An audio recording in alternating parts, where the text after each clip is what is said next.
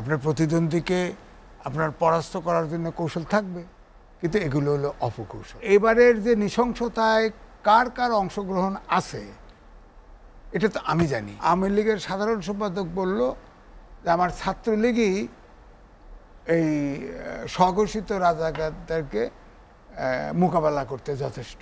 এই তো শুরু হয়ে গেল। সংবিধানের 104 ধারা অনুযায়ী, অনুচ্ছেদ অনুযায়ী, যে কোনো অমীমাংসিত ইস্যু বা রাষ্ট্রীয় কোনো সমস্যা যদি যায়, ওনারা এটার পূর্ণাঙ্গ একটা রায় দিতে পারে, এটা তাদের রাইট, এবং সুপ্রিম কোর্টের রায় ঠিক আছে।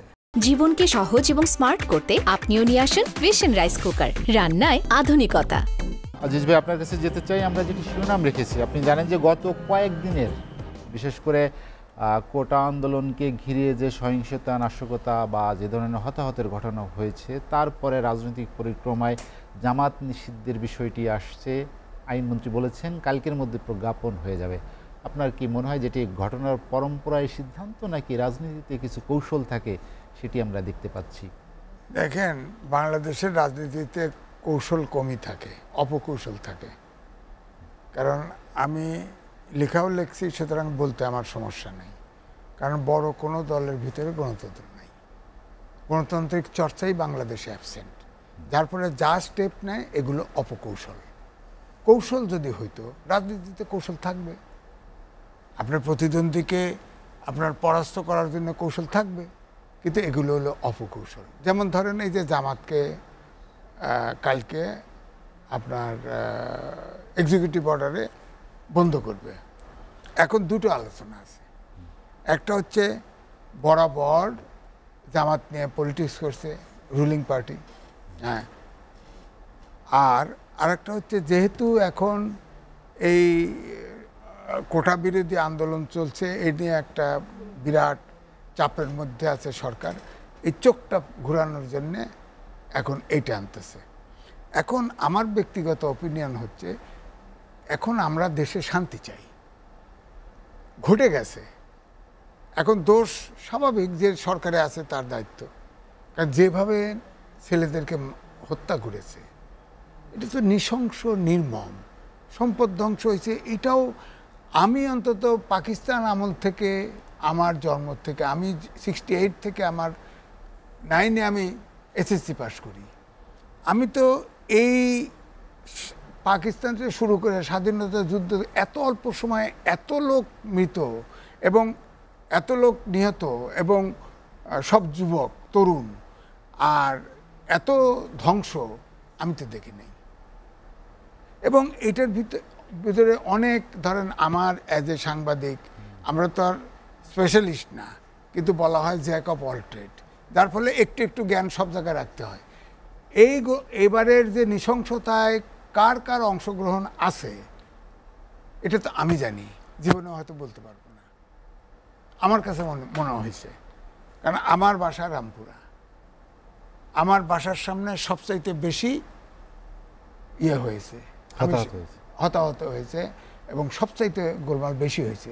একদিকে ইস্ট ওয়েস্ট, আর একদিকে ব্র্যাক ইউনিভার্সিটি, আর রামপুরা রাস্তাটা পুরোটা একদম সেই আবুজার গিফরি কলেজ শুরু করে ওই আপনার ওই বেলি রোডের মাথা পর্যন্ত পুরো রাস্তাটা কিন্তু অশান্ত ছিল।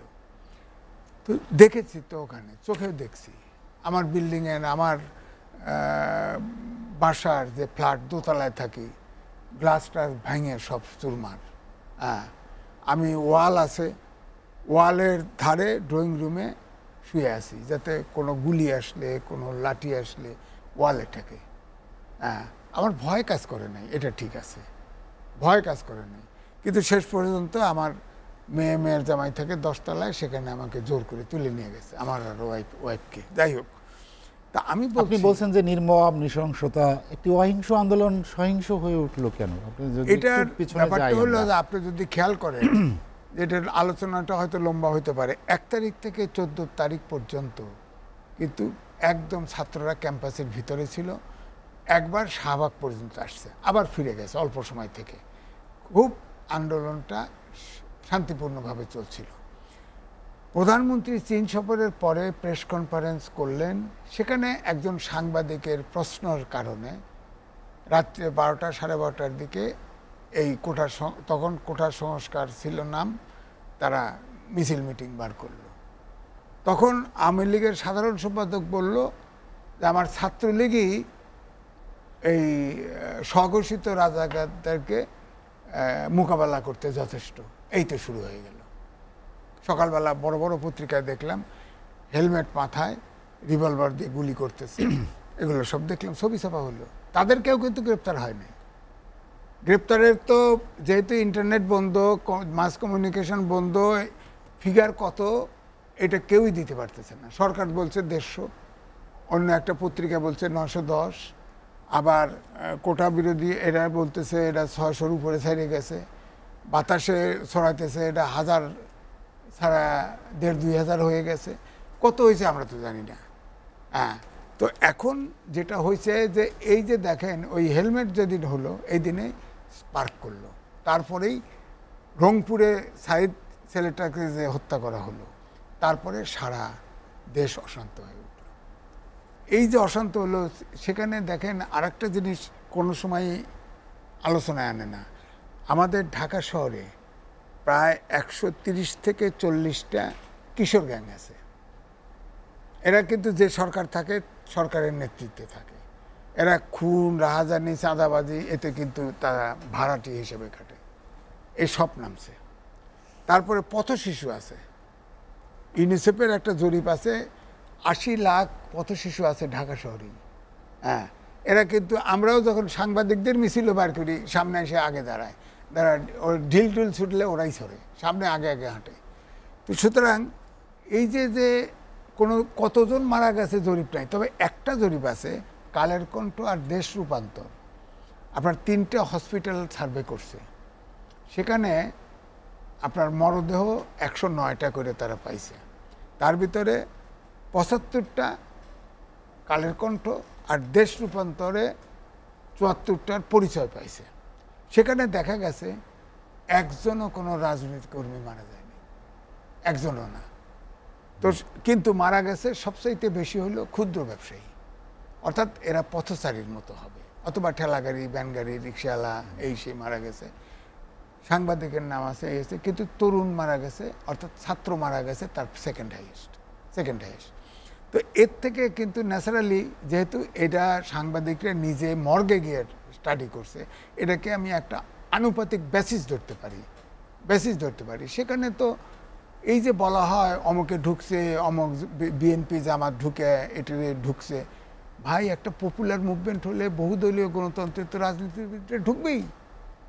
আপনার ঢোকার একটা শান্তিপূর্ণ বসলেই সমাধান হয়, সমাধান না করে এটা টানতে টানতে আপনার লয়ে এসে এটা বিচার বিভাগের ঘাড়ের উপরে দিয়ে দিল।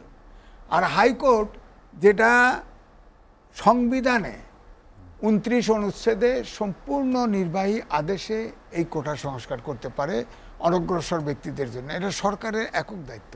সেখানে হাইকোর্ট রায়টা দিয়ে একদম দেশে গোলমাল লাগাই দিল পুরা। হাইকোর্ট খারিজ করে দিতে পারতো যে না, এটা আমাদের কাজ না। আপিল পেপার ডেট দিল কত পরে। তারপরে দেখেন সন্দেহ কোথায় আসে, সরকারের পক্ষ থেকে বলা হলো যে একটি বিষয় কিন্তু আজিজ ভাই, হাইকোর্টের রায়ও ছিল, যেটা আপিল বিভাগের রায়ও আছে, একটি কমন বিষয়, সেটি হচ্ছে যে সরকার ইচ্ছা করলে এটিকে পরিমার্জন করতে পারবে। বিষয় আপিল বিভাগের রায়টা হচ্ছে সংবিধানের 104 ধারা অনুযায়ী, অনুচ্ছেদ অনুযায়ী, যে কোনো অমীমাংসিত ইস্যু বা রাষ্ট্রীয় কোনো সমস্যা যদি যায়, ওনারা এটার পূর্ণাঙ্গ একটা রায় দিতে পারে, এটা তাদের রাইট।